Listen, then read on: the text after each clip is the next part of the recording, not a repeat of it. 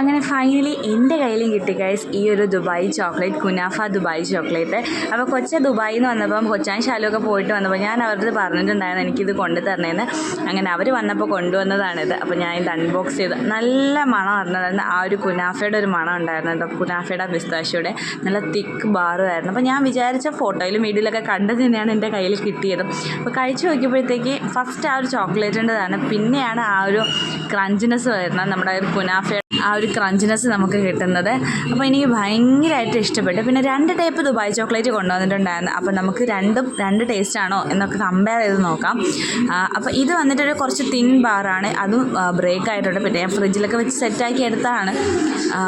ഇതൊരു തിൻ ബാറാണ്. ഇതിൻ്റെത് പെട്ടെന്ന് നമുക്ക് ആ ഒരു കുനാഫ അറിയാൻ പറ്റുന്നുണ്ട്. രണ്ട് ടേസ്റ്റാണ് ഗൈസ്, നല്ല ടേസ്റ്റാണ്. രണ്ടും എനിക്ക് ഭയങ്കരമായിട്ട് ഇഷ്ടപ്പെട്ട്. രണ്ട് ടൈപ്പ് ചോക്ലേറ്റുമാണ്. അപ്പോൾ ഇന്ന് ഇത്രയേ ഉള്ളൂ. അടുത്ത വീഡിയോ